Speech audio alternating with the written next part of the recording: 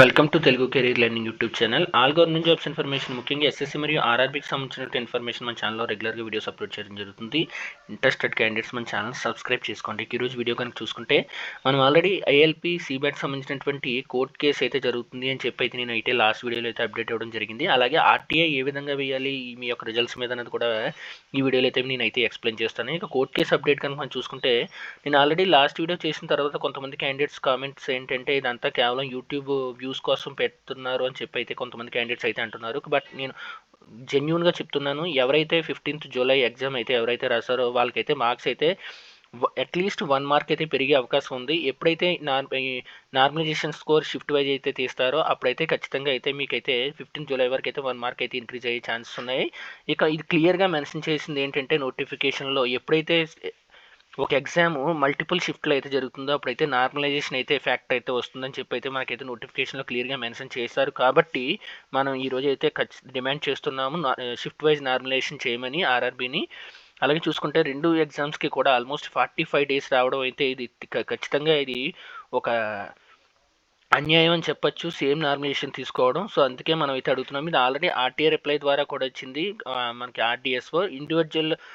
Individual normalization score ఇవ్వడానికి అయితే మేము ఈ మ్యాటర్ అయితే అండర్ కన్సిడరేషన్లో ఉందని చెప్పి అయితే ఆర్డీఎస్ఓ అయితే ఆర్టీఏ రిప్లై ద్వారా అయితే ఇవ్వడం జరిగింది ఆల్రెడీ. బట్ ఇది పట్టించుకోకుండా ఆర్ఆర్బీ ఏం చేసిందంటే ఇండివిజువల్ టీ స్కోర్స్ కాకుండా ఓవరాల్ టీ స్కోర్ క్యాలిక్యులేట్ చేసి అయితే ఇచ్చేసింది రిజల్ట్స్. ఇప్పటి వరకు చూసుకుంటే డీవీ షెడ్యూల్స్ అయితే Patna zone, Muzaffar zone, Ranchi zone, అలాగే చండీగఢ్ జోన్, గోరఖ్పూర్, గౌహతి, ప్రయాగ్రాజ్, భువనేశ్వర్, చెన్నై, తిరువనంతపురం, జమ్మూ, ముంబై ఈ జోన్స్కి అయితే ఇప్పటివరకు అయితే టీవీ షెడ్యూల్స్ అయితే రిలీజ్ అవ్వడం జరిగింది. ఇంకా మనం వెయిటింగ్ లిస్ట్లో చూసుకుంటే ఇంకా మన Secunderabad zone, Bengaluru zone, Kolkata zone, ఈ సిల్గుజు జోన్, భోపాల్ జోన్ అయితే ఇంకా రావాల్సి ఉంది. బట్ ఇప్పుడు కోర్టు కేసు అప్డేట్ ఏంటంటే కనుక నార్త్ క్యాండిడేట్స్ ఇప్పటికే అమౌంట్ అయితే కలెక్ట్ చేసుకున్నారు. వాళ్ళందరూ కూడా గౌరవ్ జైరామ్ అని సార్ని అయితే కలవడం జరిగింది. ఆయన ఏంటంటే ఏఐటిఓ ఏదైతే ఆల్ ఇన్స్టిట్యూషన్స్ తనిఖీ ఆర్గనైజేషన్ అనేది ఒకటైతే ఉంది. ఇదైతే గ్రూప్ డి మీద అయితే ఆల్రెడీ కేసు వేసి గ్రూప్ డి కోసం అయితే పోరాటం జరుగుతుంది కదా. ఈ సంస్థ వేసిన కేసుని అయితే అది పోరాటం జరుగుతుంది. సో అదే సంస్థ ద్వారా మన నార్త్ క్యాండిడేట్స్ అయితే అప్రోచ్ అయ్యి కేసుని అయితే వేయడం జరిగింది. సో ఇవి ఒకసారి ఆయన ఏం చెప్తున్నారో ఆయన మాటల్లో ఒకసారి एएलपी के संदर्भ में मैं इतना आप लोगों से कहूँगा कि बहुत अच्छा होने जा रहा है. एएलपी में जो बच्चों के साथ में जो हुआ 15 तारीख को जिन बच्चों ने एग्ज़ाम दिया और 31 तारीख को जिन बच्चों ने एग्ज़ाम दिया उसमें हजार बच्चों के साथ में बहुत ही गलत हुआ. रेलवे ने जो नोटिफिकेशन जारी किया था एएलपी का वो अपने ही उस नोटिफिकेशन के जाल में फंसता हुआ नज़र आ रहा है. और एक नहीं, दो नहीं, 5 ऐसे एविडेंस हैं, 5 ऐसे पॉइंट हैं हमारे पास में जो एएलपी के बच्चों को न्याय दिलाएंगे और जो रेलवे की लापरवाही का सबूत बनेंगे मान्यवर कोर्ट के सामने. ऐसे एक नहीं 5 एविडेंस हैं. रेलवे ग्रुप डी वाले मामले में केवल एक पॉइंट था हमारे पास में, उसी पॉइंट को आधार बना करके आज लाखों बच्चों को जीत मिलने जा रही है. एएलपी के पास में ऐसे 5 एविडेंस हम लोगों ने कलेक्ट किए हैं और जो रेलवे ने अपना जो नोटिफिकेशन जारी किया था वो उसी में फंस गया है जाल में. तो उम्मीद है कि एएलपी के अंदर में एक बेहतर रिजल्ट, एक बेहतर आप लोगों को न्याय और बहुत ही शॉर्ट टाइम के अंदर में वो न्याय आपको मिलेगा.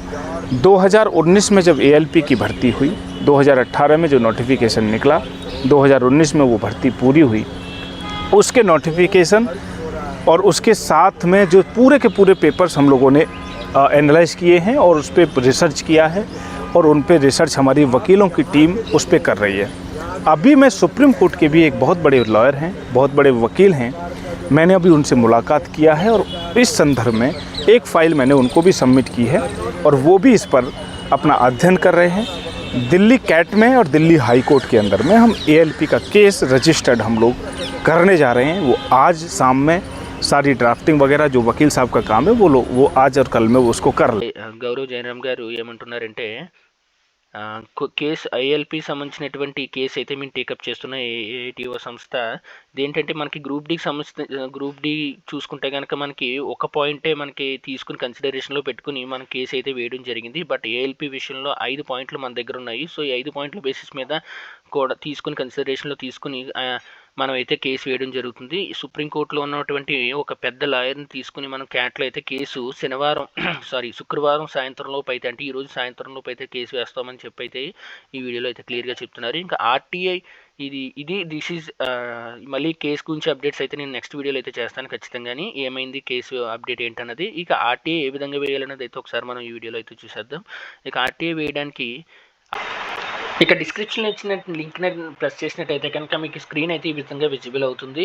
ఇక ఈ స్క్రీన్ మీద చూసుకుంటే కనుక మీరు first of all submit request మీద అయితే క్లిక్ చేయాల్సి ఉంటుంది. సబ్మిట్ రిక్వెస్ట్ మీద క్లిక్ చేసిన తర్వాత మీకు అయితే స్క్రీన్ అయితే ఈ విధంగా విజిబుల్ అవుతుంది. తర్వాత మీరు ఇక్కడ I have read and understood the above guidelines మీద క్లిక్ చేసి సబ్మిట్ చేసినట్టయితే కనుక మీకు స్క్రీన్ అయితే ఈ విధంగా విజిబుల్ అవుతుంది.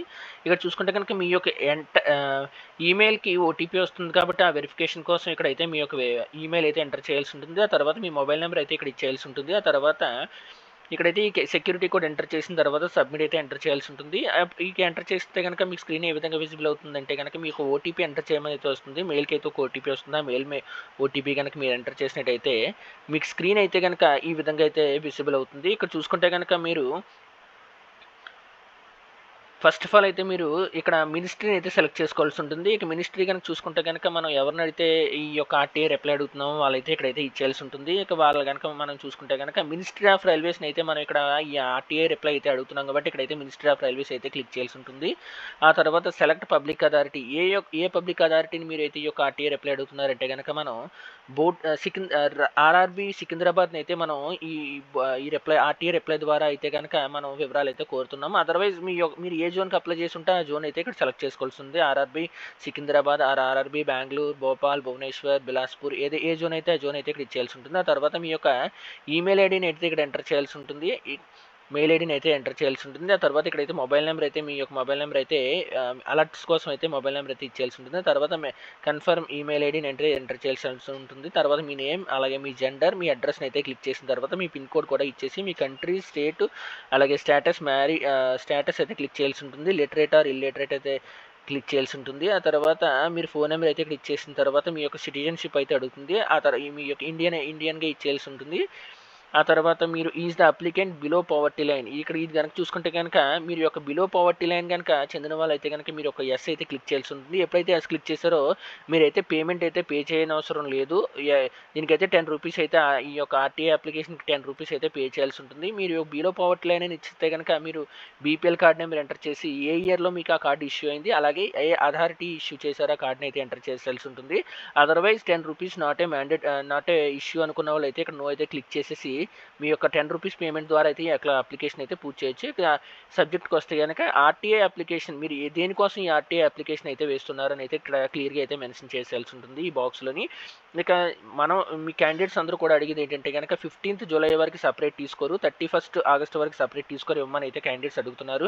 ఎందుకంటే షిఫ్ట్ వైజ్ మల్టిపుల్ షిఫ్ట్లో ఒక ఎగ్జామ్ జరిగినప్పుడు నార్మలైజేషన్ అనే ఫ్యాక్టర్ వస్తుంది అన్నది కాబట్టి, అలాగే 45 డేస్ గ్యాప్స్ వచ్చినప్పుడు 45 డేస్ ఒక ఎగ్జామ్కి ఒక అనదర్ ఎగ్జామ్కి గ్యాప్ వచ్చింది కాబట్టి మీరు యొక్క ఇండివిజువల్ టీ స్కోర్స్ని అయితే రిక్వెస్ట్ చేస్తూ మీ యొక్క ఆర్టీఐని అయితే సబ్మిట్ చేయొచ్చు. కానీ దీనికంటే ముందుగా మీ యొక్క పేరు అలాగే మీ యొక్క ఆర్ఆర్బీ రోల్ నెంబరు అలాగే ఆర్ఆర్బీ 01/2024కి మీరు అప్లై చేశారు, అలాగే మీ రిజిస్ట్రేషన్ నెంబరు మీ డేట్ ఆఫ్ బర్త్ ఎంటర్ చేసి ఆ తర్వాత అయితే ఈ యొక్క క్వైరీని అయితే ఇక్కడ మీరు అయితే ఎంటర్ చేసేయాల్సి ఉంటుంది. ఆ యొక్క క్వైరీని కూడా నేను మీరు ఏ విధంగా అడగాలనేది ఒక టెంప్లెట్ అయితే నేను డిస్క్రిప్షన్లో అయితే ఇస్తాను.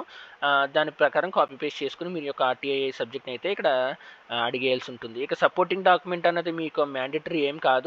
మీరు దగ్గర ఉంటే మీ యొక్క సపోర్టింగ్ డాక్యుమెంట్ మీ యొక్క స్కోర్ కార్డ్ ఏదైనా పర్టికులర్ ఇష్యూకి సంబంధించింది మీ దగ్గర ఏదైనా క్లియర్ ఎవిడెన్స్ ఉంటే మీరు ఇక్కడైతే అది ఎంటర్ చేసుకోవచ్చు. Otherwise it's not a mandatory to upload the document. ఈ తర్వాత మీకైతే కనుక పేమెంట్ స్క్రీన్ అయితే ఈ విధంగా విజిబుల్ అవ్వడం జరుగుతుంది. ఇక్కడ చూసుకుంటే కనుక ఇక్కడ పేమెంట్ స్క్రీన్కి వెళ్ళిన తర్వాత ఇక్కడ యూపీఐ అని ఉంది కదా, ఇక్కడ క్లిక్ హియర్ మీద క్లిక్ చేసినట్టయితే కనుక మీకైతే స్కానర్ అయితే వస్తుంది, క్యూఆర్ అయితే వస్తుంది. దాని ద్వారా అయితే మీరు యొక్క 10 రూపీస్ పేమెంట్ని అయితే చేసినట్టయితే కనుక మీకు ఇక్కడ అప్లికేషన్ అయితే కంప్లీట్ అవుతుంది. వన్స్ అప్లికేషన్ కంప్లీట్ అయిన తర్వాత మీకు అయితే ఈ విధంగా అయితే రావడం జరుగుతుంది. మీకు ఇది అయితే మీరు అప్లికేషన్ అయితే సేవ్ చేసి పెట్టుకోండి. ఇది వితిన్ 30 days లోపు అయితే మీకు ఆర్ఆర్బీ బోర్డు నుంచి అయితే రిప్లై రావడం జరుగుతుంది మీరు అడిగిన డౌట్ మీద. సో ఎవరైతే ఈ వీడియో అయితే మీకు నచ్చిందో వీడియోని అయితే లైక్ చేయండి. అలాగే ఇటువంటి మరిన్ని అప్డేట్స్ కోసం మన ఛానల్ సబ్స్క్రైబ్ చేసుకోండి. అలాగే ఈ యొక్క కోర్టుకి సంబంధించినటువంటి అప్డేట్ అయితే ఈవినింగ్ అయితే నేను అప్లోడ్ చేస్తాను. Thank you friends.